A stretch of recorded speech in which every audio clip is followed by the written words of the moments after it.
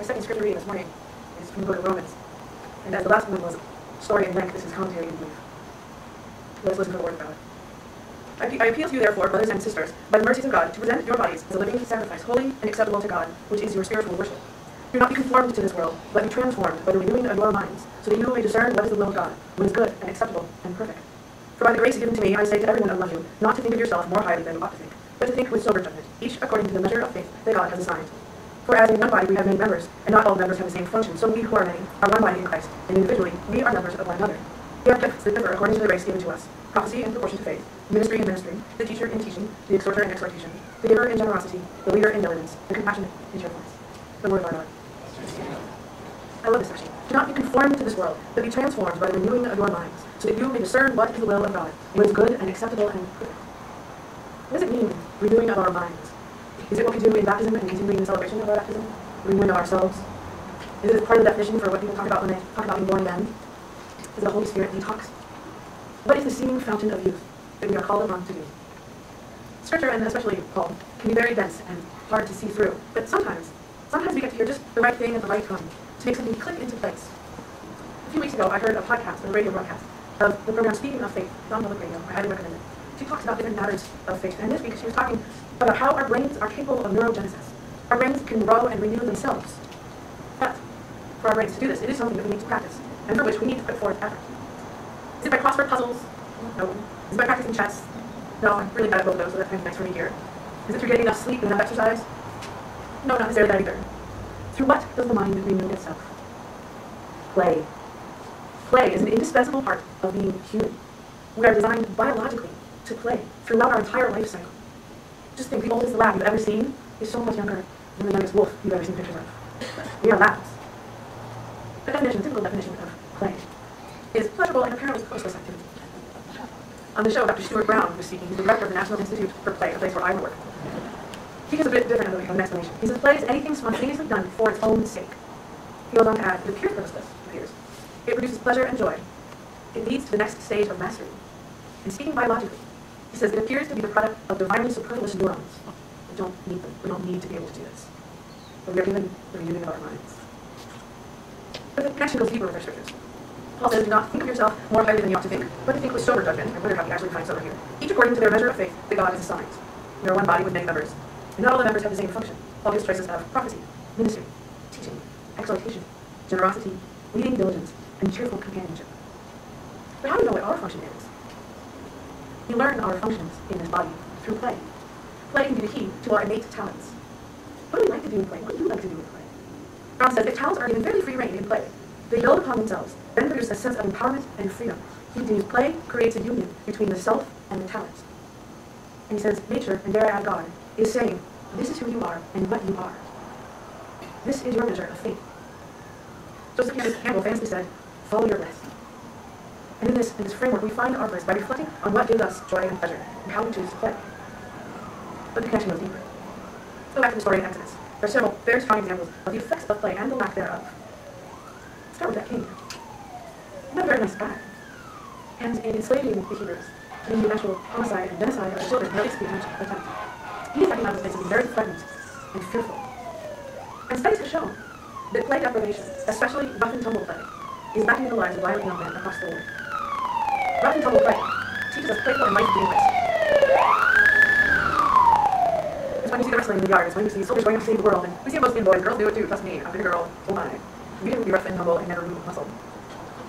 But rough and tumble play provides empathy, because we know what it's like. When someone goes too far with us, we know what it's like to be in pain. And we know where the boundaries are. And we find out, oh, this is where you need to stop with me, so this is where I need to stop with you. And in this, it's not a contest. I know we're watching the Olympics. There are 3 levels of your awesome, and then you're nothing. But play, even rough and tumble play, is never a contest. It's a competitive activity. There's no necessity of domination. Studies have shown that when there is no play in an individual, when they have no experiences of rough and tumble or otherwise, they become fixed and rigid in response to complex stimuli.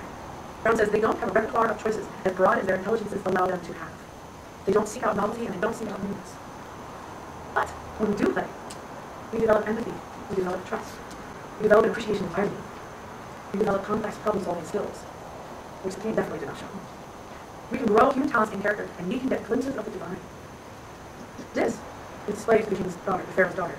She shows compassion. She shows extreme understanding of the vitality of others. And she goes completely against the rules. Anybody else read Calvin and Hobbes? Remember Calvin Ball? Where we make up our own rules the entire time, nobody knows what's going on? I love that shit. I think we grew up actually became good.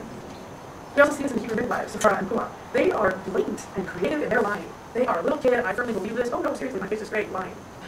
They are active and creative in their imaginations and in their uses of what they do, and they show extreme problem-solving skills.